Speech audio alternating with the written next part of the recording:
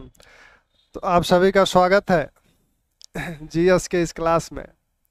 और उम्मीद है कि आप लोग मेहनत से पढ़ रहे होंगे और जो भी आपका सिलेबस है उसको ध्यान में रखकर आप अपनी तैयारी को पूर्णता की ओर ले जा रहे होंगे। समय बहुत नहीं है, एग्ज़ाम टला अवश्य है, लेकिन 2-2.5 महीने के अंदर अभी एग्ज़ाम की डेट भी हमें लगता है कि जून जून में एग्ज़ाम की डेट्स भी आ जाएंगी। तब थोड़ा सा दबाव बनेगा, तो एग्ज़ाम की डेट आने का इंतज़ार न कीजिए, उसके पहले ही एक हल्का सा दबाव, बहुत दबाव में रहकर तो कार्य नहीं हो सकता, लेकिन बहुत स्वतंत्र और स्वच्छंद होकर भी कार्य नहीं हो सकता, इसलिए एक हल्का सा दबाव रहना चाहिए। तो उस दबाव को महसूस करते हुए हम लोग आए। कल जो बात हुई थी भारतीय राष्ट्रीय कांग्रेस के गठन की स्थापना की, तो उससे कल जितनी बात हुई थी उससे संबंधित जो तथ्य हैं, जो आपसे पूछे जा सकते हैं, पूछे जाते हैं, उन तथ्यों को एक जगह आप नोट कर लें और फिर उसके बाद चलते हैं। तो एक तथ्य ये आया था कि ए ओ ह्यूम कांग्रेस के क्या थे? संस्थापक थे। 1912 ईस्वी में जब ए ओ ह्यूम का निधन हुआ, तब कांग्रेस कांग्रेस ने उन्हें अपना संस्थापक घोषित किया। संस्थापक, औपचारिक रूप से उन्हें संस्थापक माना गया। यह कांग्रेस के मंच से बात हुई। और वैसे भी आपने देखा कि ह्यूम का महत्वपूर्ण योगदान था कांग्रेस के गठन में, तो ये कांग्रेस के संस्थापक हैं। और 1912 में जब इनका निधन हुआ, तब कांग्रेस ने इन्हें 1912 में ह्यूम को कांग्रेस ने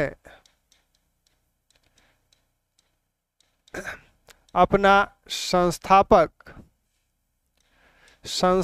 घोषित किया। ठीक,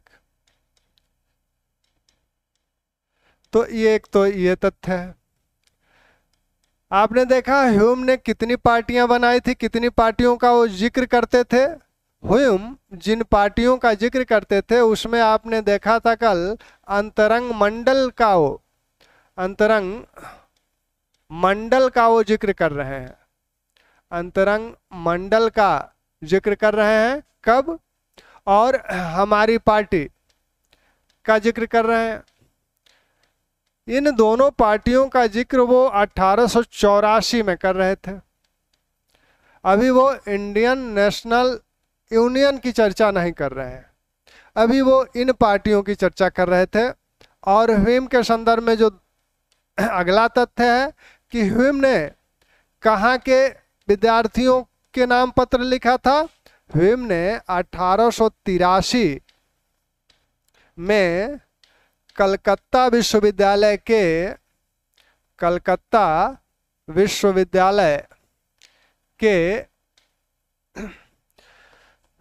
छात्रों के नाम एक पत्र लिखा था। उस पत्र में क्या लिखा था कि बिखरे हुए लोग कितने भी बुद्धिमान और अच्छे आशय वाले क्यों न हो, बिखरे हुए लोग कितने भी बुद्धिमान, ये कथन सीधे सीधे आपसे पूछा जा सकता है और पूछा जाता भी है कि किसने किसको कहा था। लोग कितने भी बुद्धिमान और अच्छे आशय वाले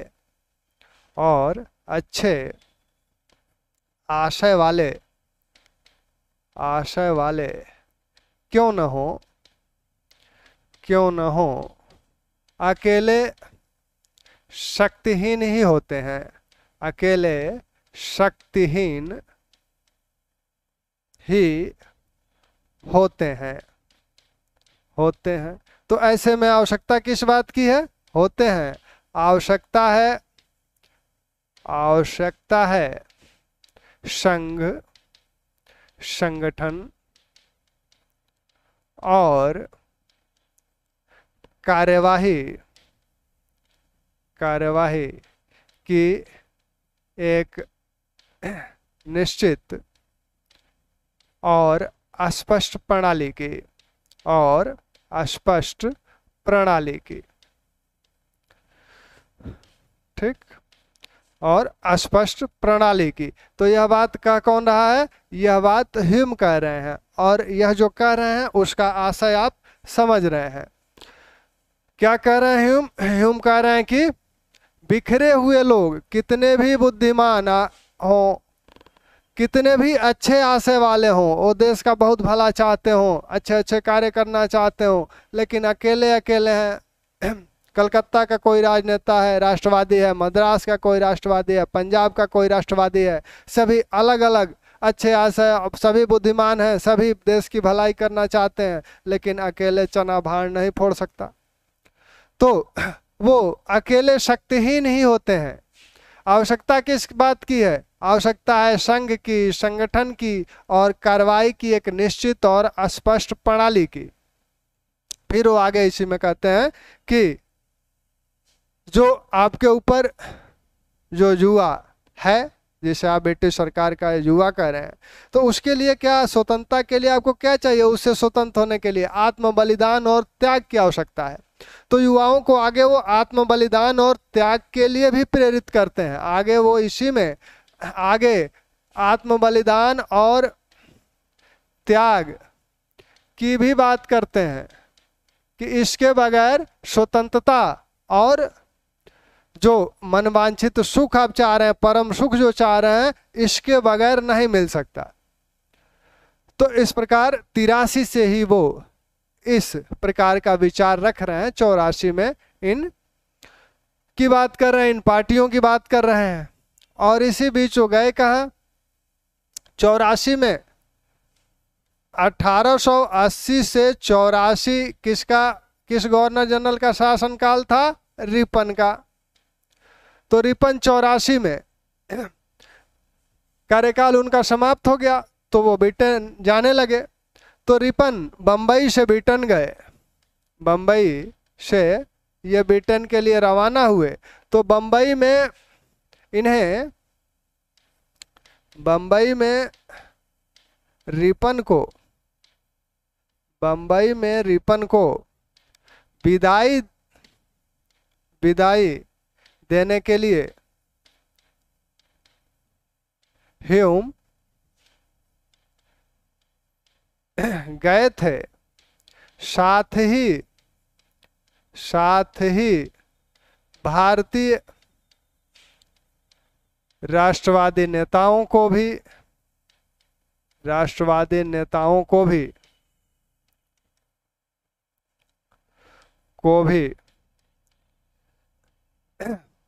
विदाई में आने के लिए प्रेरित किए थे।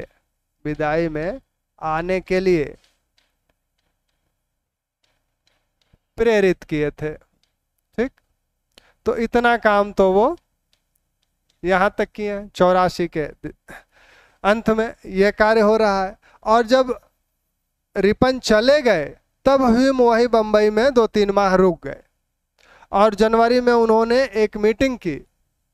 उस मीटिंग में बम्बई प्रेसिडेंसी के सभी प्रमुख नेता उपस्थित थे। तो वह जो मीटिंग हुई थी, उस मीटिंग में जो जो उपस्थित था, उसमें आपके रानाडे थे, दादा भाई नौरोजी थे, नौरोजी फरदोंजी थे, नौरोजी फरदोंजी थे,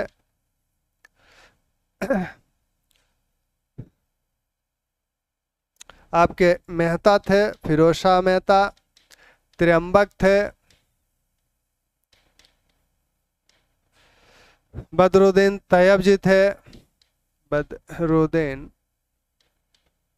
थे। तो ये सभी नेता उस मीटिंग में थे। और इसी मीटिंग में क्या तय हुआ? जनवरी 1885 में तय हुआ कि एक नेशनल कॉन्फ्रेंस बुलाया जाए। और दूसरा क्या तय हुआ था? टेलीग्राफिक एजेंसी ये दोनों बातें यहाँ तय हो गई थी। यहाँ से ह्यूम कहाँ गए? बम्बई से ह्यूम मद्रास गए। मद्रास से मार्च में कलकत्ता पहुँच गए। मद्रास से फिर कलकत्ता पहुँच गए मार्च में। यहाँ कलकत्ता गए तो किसके घर टिके? मनमोहन घोष के घर। मनमोहन घोष के घर ठहरे। कलकत्ता में इनके सबसे घनिष्ठ लोगों में से कौन था? मनमोहन घोष हैं, साथ में आपके नरेंद्र सेन हैं, नरेंद्र सेन और उमेश चंद्र बनर्जी। उमेश चंद्र कहिए या व्योमेश चंद्र कहिए, बात वही है। तो उमेश चंद्र बनर्जी, तो ये 3 लोग इनके खासम खास हैं कलकत्ता में। इनके खासम खास ये 3 लोग कलकत्ता में हैं। इनसे इन दोनों की ये बात करते हैं। कल बात हुई थी कि इन दोनों की बात इन लोगों से करते हैं। कलकत्ता रहते हुए ही ह्यूम किससे मिले? आनंद मोहन बोस से भी मिले। आनंद मोहन बोस से भी मिले और सुरेंद्रनाथ बनर्जी से भी मिले। सुरेंद्रनाथ बनर्जी से भी मिले। लेकिन इन लोगों से किसकी चर्चा की? इन लोगों से सिर्फ इस बात की चर्चा इन्होंने की। इन लोगों से सिर्फ टेलीग्राफिक एजेंसी के विषय में बात की। इन लोगों से ये बात छुपाए रखी गई।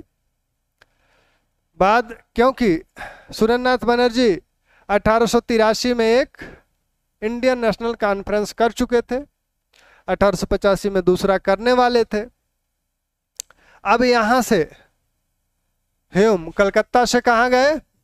कलकत्ता से ह्यूम चले आए शिमला में, रिपन से मिले। शिमला में डफरिन से मिले। उस समय डफरिन गवर्नर जनरल थे। और यहां से ह्यूम फिर इंग्लैंड चले गए। इंग्लैंड 1885 में, 1885 की ये पूरी घटनाएं हैं। 1885 में इंग्लैंड गए, यहाँ चुनाव था और आप पहले ही देख चुके हैं। इस चुनाव में क्या था? लाल मोहन घोष, भारत की ओर से एक भारतीय लाल मोहन घोष को वहाँ की लिबरल पार्टी ने डेप्टफोर्ड निर्वाचन क्षेत्र से अपना उम्मीदवार भी बनाया था। तो ब्रिटेन में ब्रिटिश संसद के लिए पहला चुनाव लड़ने वाले भारतीय लाल मोहन घोष हैं और वो इसी 1885 में चुनाव लड़ रहे हैं। लाल मोहन घोष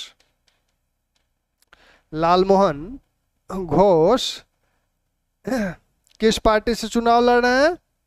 लाल मोहन घोष पहले व्यक्ति हैं, पहले भारतीय हैं जो ब्रिटेन में ब्रिटिश संसद के लिए उम्मीदवार हैं, चुनाव लड़ रहे हैं। और लिबरल पार्टी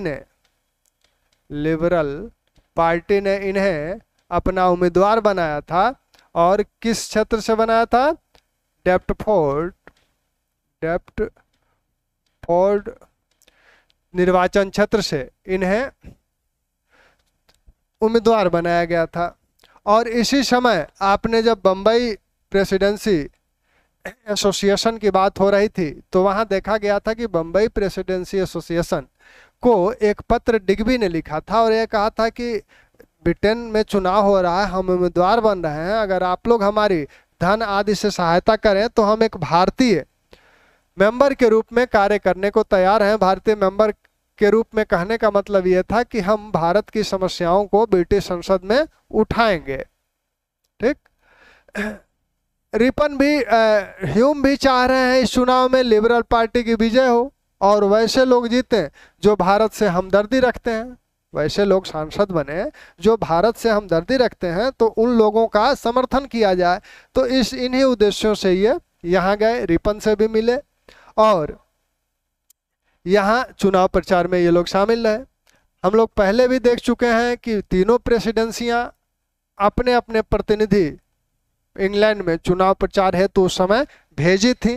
तो उसमें जो लोग गए थे आपके बम्बई से चंद्रवारकर गए थे। तो इस चुनाव का थोड़ा सा डिटेल्स आप ध्यान रखें।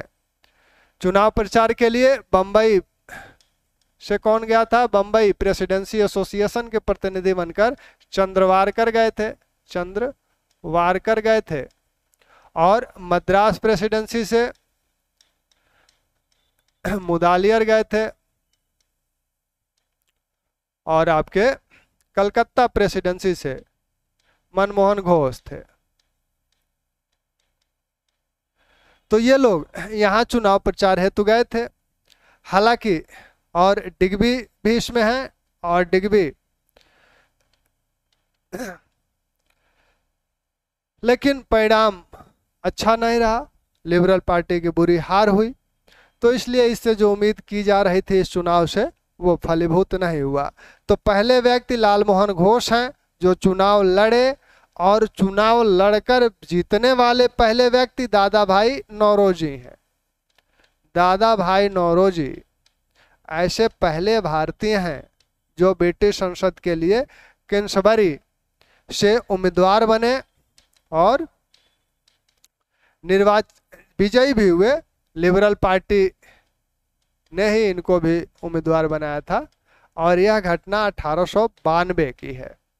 यानी 1892 में क्या हुआ? दादा भाई नौरोजी ब्रिटिश संसद बनने वाले पहले भारतीय हैं। ठीक, पहले भारतीय ने चुनाव कौन लड़ा? वो लालमोहन घोष हैं 1885। और विजयी होने वाले पहले व्यक्ति हैं दादा भाई नौरोजी 1892। यहाँ से ह्यूम फिर जब इंग्लैंड गए तो इंग्लैंड से ह्यूम फिर चले आए आपके बम्बई। दिसंबर 85 में वो बम्बई चले आए। यहाँ एक कॉन्फ्रेंस करना था। अभी जब वो ब्रिटेन गए थे तो यहाँ पे उन्होंने अपना जो परिचय दिया था वो किस रूप में दिया था? यहाँ पर जो परिचय उन्होंने दिया था वो दिया था कि हम इंडियन नेशनल यूनियन के क्या हैं? प्रतिनिधि हैं। इंडियन नेशनल यूनियन के हम प्रतिनिधि हैं। ये बात इंग्लैंड में ह्यूम बता रहे हैं। यानी इंडियन नेशनल यूनियन की सबसे पहले बात 1885 में आई सामने। भारतीय अभी नहीं जानते हैं कि इंडियन नेशनल यूनियन नाम की भी कोई चीज है। 5 दिसंबर मद्रास से प्रकाशित होने वाला पत्र, मद्रास के पत्र हिंदू में 5 दिसंबर 1885 को इंडियन नेशनल यूनियन के विषय में छपा। इंडियन नेशनल यूनियन की बात हुई। हिंदू ने बताया कि इंडियन नेशनल यूनियन नाम की कोई चीज है। तब इस पत्र के माध्यम से, हिंदू के माध्यम से 85 में, दिसंबर 85 में भारतीयों ने जाना कि इंडियन नेशनल यूनियन नाम का कोई संगठन कार्य कर रहा है। अब यह संगठन एक कॉन्फ्रेंस बुलाया है। ह्यूम ने इंडियन नेशनल यूनियन नाम से एक संगठन बनाया था और वो एक कॉन्फ्रेंस बुला रहे हैं, अखिल भारतीय कॉन्फ्रेंस। पहले यह कॉन्फ्रेंस पूना में बुलाया जाना था, लेकिन पूना में क्या हुआ? पूना में प्लेग फैल गया, तो इसलिए इसको निरस्त किया गया। पूना में प्लेग फैल गया तो पूना को निरस्त किया गया। अब जो स्थान तय किया गया वो स्थान आपका बंबई है, तो वो स्थान आपका बंबई निर्धारित हुआ। तो यह बंबई में अब आयोजित होगा, लेकिन डेट क्या रखी जाए? डेट की समस्या हुई क्योंकि प्रथम जो इंडियन नेशनल कॉन्फ्रेंस हुआ था, इंडियन एसोसिएशन द्वारा जो प्रायोजित था, वह दिसंबर 1883 में हुआ था। 29 दिसंबर 1883 को प्रथम इंडियन नेशनल कॉन्फ्रेंस हुआ था। द्वितीय इंडियन नेशनल कॉन्फ्रेंस की बात सुरेंद्रनाथ बनर्जी ने की थी और वो आपका होना था 25 से 27 दिसंबर के बीच। तो 25 से 27 दिसंबर के बीच वो होना था, यानी उसके बाद या उसके पहले ये कॉन्फ्रेंस किया जाए। तो इस कॉन्फ्रेंस को 28 से 31 दिसंबर रखा गया, 28 से 31 दिसंबर इस कॉन्फ्रेंस को रखा गया। यानी यह जो कॉन्फ्रेंस है बंबई वाला, जिसका नाम रखा गया इंडियन नेशनल कांग्रेस दादा भाई नौरोजी के सुझाव पर, तो इसको अब इतने तथ्य तो आपको मिले। अब इसमें जितने तथ्य हैं आपके, कौन चुनाव लड़ा सबसे पहले, कौन सबसे पहले विजयी हुआ, ये वहाँ जाकर अपना परिचय किस रूप में दिए हैं ह्यूम इंग्लैंड में। यानी ह्यूम ने 3 संगठनों का गठन किया था, अंतरंग मंडल, हमारी पार्टी, इंडियन नेशनल यूनियन। ठीक, इंडियन नेशनल यूनियन के विषय में सबसे पहले पता कब चला, किसके माध्यम से चला। तो ये सारे सवाल के रूप में आपके सामने रह सकते हैं, उपस्थित रहते भी हैं और रहेंगे भी। तो इसकी सारी लाइनें आपके एक एक प्रश्न हैं, ये बात ध्यान रखिए। फिर अब बंबई में ये आयोजित होना है, बंबई को इधर लिखते हैं, दिशा के अनुसार लिखा जाए। तो बंबई में इसे आयोजित होना है। एक कॉन्फ्रेंस यहाँ कलकत्ता में हो रहा है। कलकत्ता कॉन्फ्रेंस संबंधी जो तथ्य हैं उनको ध्यान रख लें। प्रथम Indian national conference, Indian national conference कब हुआ? 29-30 दिसंबर 1883 को, 1883 को हुआ था। 29-30 दिसंबर 1883 को हुआ था। और यह हुआ कहाँ? कलकत्ता के अल्बर्ट हाल में आयोजित हुआ था। इसकी अध्यक्षता किसने की? अध्यक्ष बने रामतनु लाहिड़ी।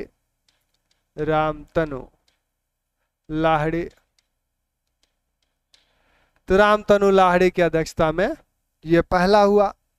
दूसरा, सेकेंड इंडियन नेशनल कॉन्फ्रेंस,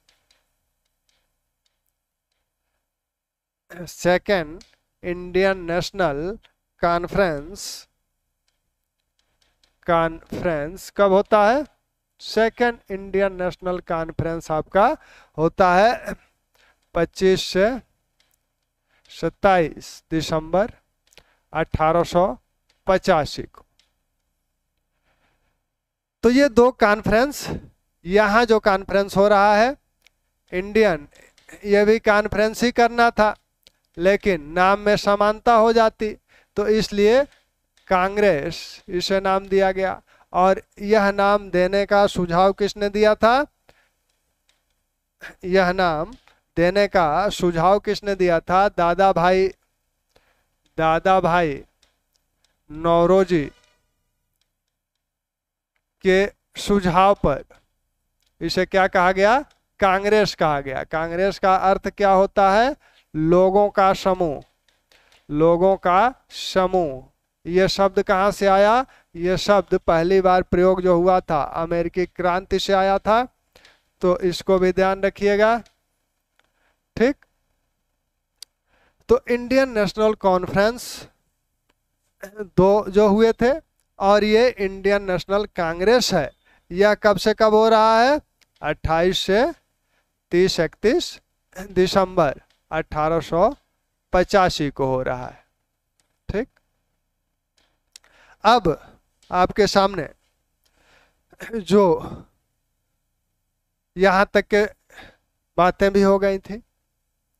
अब जब यह सम्मेलन आयोजित हुआ तो इसका उद्देश्य क्या हो?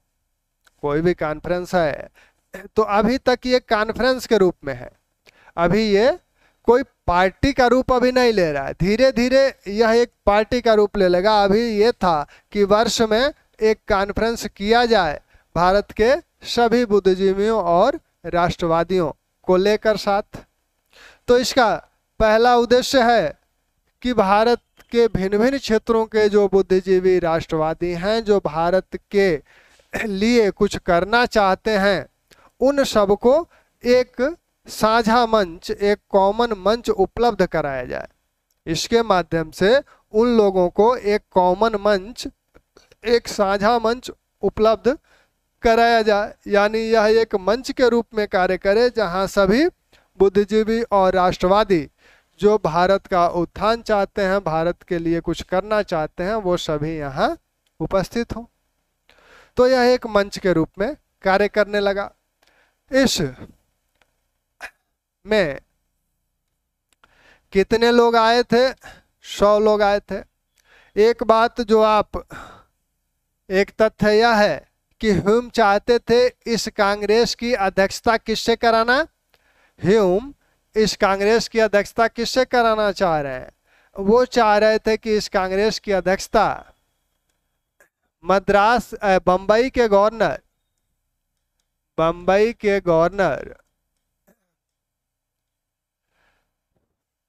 लॉर्ड री करें। इसकी अध्यक्षता बंबई के गवर्नर लॉर्ड री करें। लेकिन इससे इनकार किसने किया? मना किसने कर दिया? लेकिन ये इससे न करने के लिए मना कर दिया आपके डफरिन ने इससे मना कर दिया था। ठीक, मना कर दिया था कि गवर्नर अध्यक्षता नहीं करेंगे। ठीक, तो ये ध्यान रखिए कि उस समय बंबई का गवर्नर कौन था? जब पहला कांग्रेस का सम्मेलन हुआ था बंबई में, तो उस समय गवर्नर कौन था? तो उस समय गवर्नर लॉर्ड री हैं, और इनसे अध्यक्षता का अनुरोध किया गया था ह्यूम द्वारा, लेकिन डफरिन ने मना कर दिया था। और डफरिन ने लॉर्ड री को भी एक पत्र लिखा था, उसमें यह बताया था कि एक सज्जन जो अपना नाम ह्यूम बता रहे थे, आए थे, मुझसे मिले, और वो एक कॉन्फ्रेंस करना चाहते हैं, और वो चाहते थे कि आप उसकी अध्यक्षता करें। चूंकि वह एक राजनीतिक कॉन्फ्रेंस होना है, तो मैंने मना कर दिया। मैंने कहा कि वो अध्यक्षता कैसे करेंगे? तो आप भी जरा सतर्क रहिएगा इनसे, हो सकता हो आपसे भी मिले। तो री को थोड़ा सा डफरिन ने सतर्क कराया था। 100 लोग उपस्थित हैं, और यह कॉन्फ्रेंस हुआ कहाँ? बंबई के ग्वालिया टैंक स्थित गोकुलदास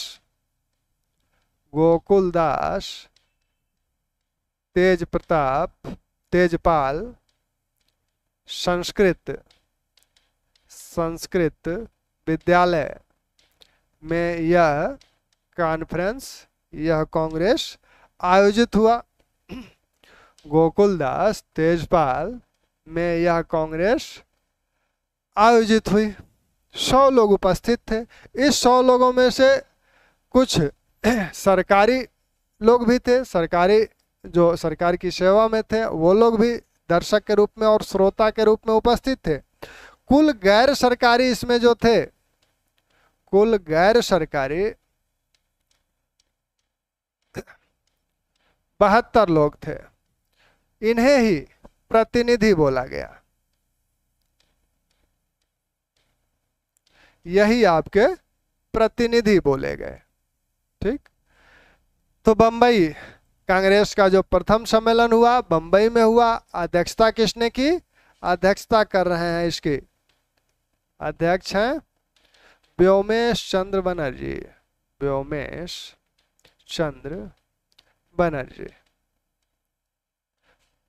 तो व्योमेश चंद्र बनर्जी की अध्यक्षता में इंडियन नेशनल कांग्रेस की पहला सम्मेलन 28 से 31 दिसंबर 1885 को बंबई के ग्वालिया टैंक स्थित गोकुलदास तेजपाल संस्कृत विद्यालय में आयोजित हुआ, जिसमें 100 लोग भाग लिए। इसमें से 72 गैर सरकारी सदस्य थे, जिन्हें प्रतिनिधि कहा गया। तो कुल 72 लोग प्रतिनिधि के रूप में यहाँ इस कांग्रेस में उपस्थित थे। ठीक, यहाँ तक ठीक है। अब आइए, यह जो कांग्रेस हुई तो इसमें क्या कहा गया, उद्देश्य क्या है इसके? उद्देश्य इसका जो है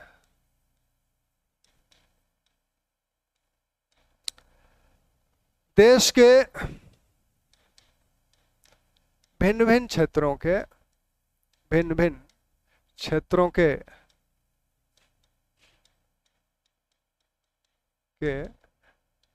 राष्ट्रवादियों व बुद्धिजीवियों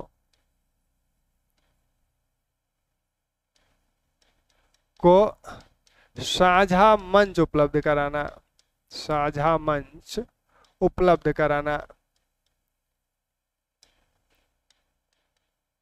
ठीक, हिंदू मुस्लिम सिख ईसाई, सिख ईसाई आदि में राष्ट्रीय एकता की भावना, राष्ट्रीय एकता की भावना जागृत करना। ठीक,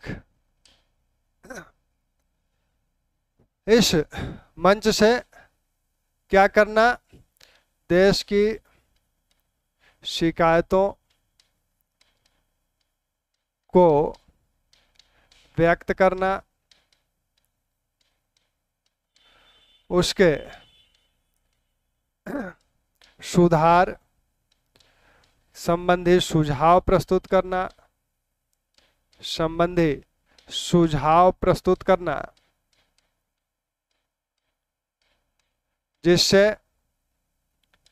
जिससे ब्रिटेन और भारत के संबंध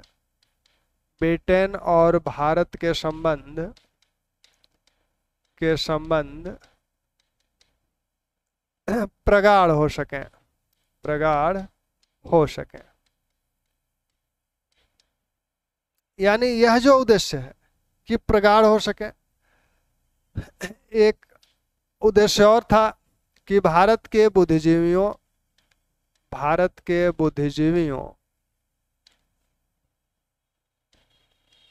से सामाजिक सुधार संबंधी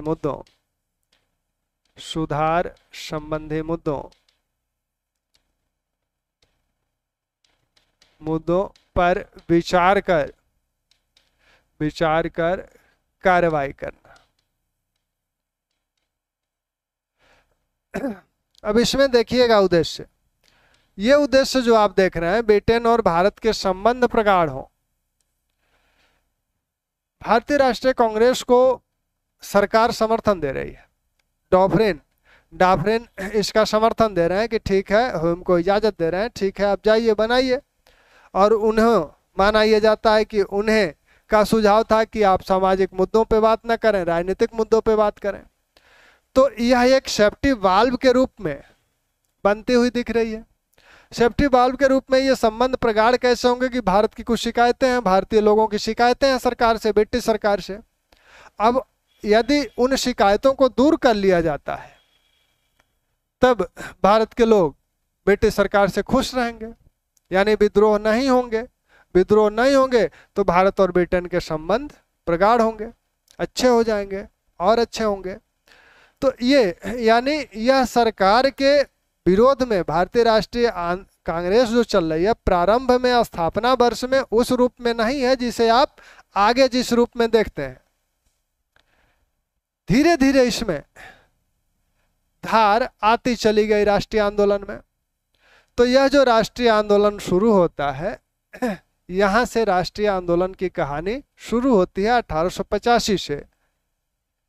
लेकिन इस 1885 से जब कहानी शुरू होती है तो इस राष्ट्रीय आंदोलन के भी कई चरण हैं। पहला चरण आपका सूरत अधिवेशन तक चलता है, 1907 तक चलता है। 85 से लेकर 1907 तक का जो चरण है यह पहला चरण है, और इसमें जो उदारवादी नेता हैं वो कांग्रेस पर उनका प्रभुत्व है और उन्हीं लोगों ने कांग्रेस को खड़ा भी किया था, तो इसलिए उनकी नीतियों से कांग्रेस चल रही है। लेकिन बाद में कुछ युवा आए जो क्रांतिकारी विचार रखते हैं और कांग्रेस को भी क्रांतिकारी पथ पे ले जाना चाहते हैं, तो वहां से आपका फिर एक दूसरा चरण शुरू होता है।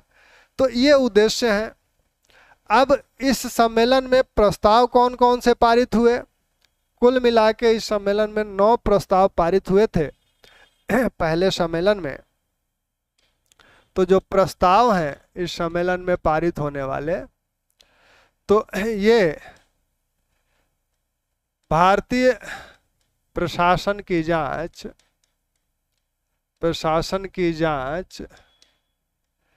एक रॉयल कमेटी द्वारा कराई जाए, जिसमें भारतीय सदस्य भी हों, जिसमें भारतीय भी हों, यानी भारतीय सदस्यों को मिला के एक रॉयल कमेटी बने, वो भारतीय सदस्यों से भी विचार विमर्श करे और भारतीय प्रशासन की जांच करे कि क्या खामियां हैं, इनको कैसे दूर किया जाए। इसमें कहा गया कि जो भारत सचिव और उसकी परिषद जो ब्रिटेन में एक संस्था है, आपने देखा 1858 का एक्ट याद करिए, the better government act for India, the act for better government of India. तो उस एक्ट को याद करिए। उसमें क्या कहा गया था कि जो 2 संस्थाएं पहले से कार्य कर रही थी, बोर्ड ऑफ कंट्रोल और आपकी कोर्ट ऑफ डायरेक्टर्स की, उनको समाप्त करके भारत सचिव और उसकी परिषद की स्थापना की गई, जिसे इंडिया काउंसिल भी बोला जाता था। तो यहाँ कहा जा रहा है कि इंडिया काउंसिल को समाप्त किया जाए, इंडिया काउंसिल को समाप्त किया जाए।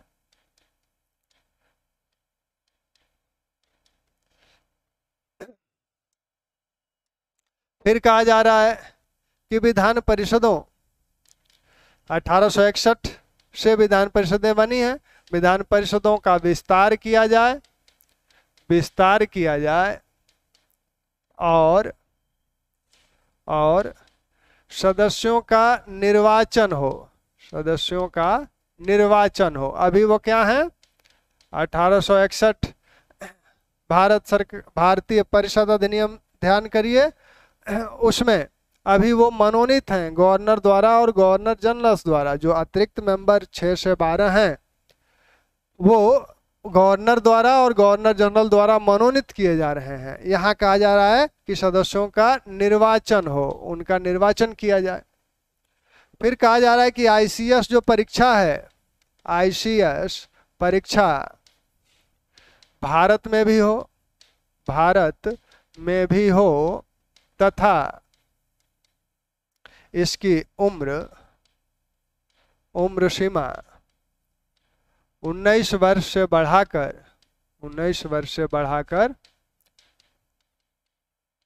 23 वर्ष की जाए, 23 वर्ष की जाए। तो 19 वर्ष से बढ़ाकर इसे 23 वर्ष किया जाए। फिर कहा जा रहा है कि सीमा शुल्क जो समाप्त किया गया है, सीमा शुल्क लगाया जाए भारतीय कपड़े पर।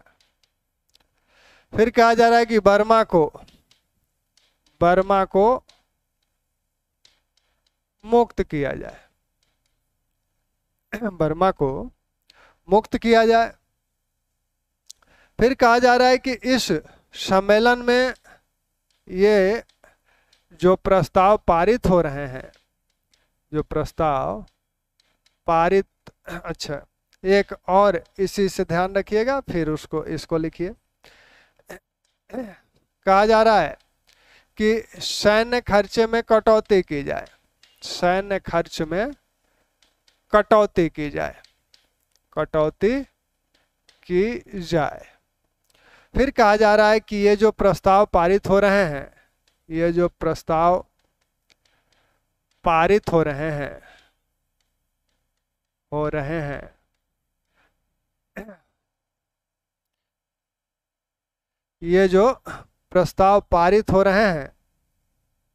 इन्हें क्या किया जाए? कहाँ गया?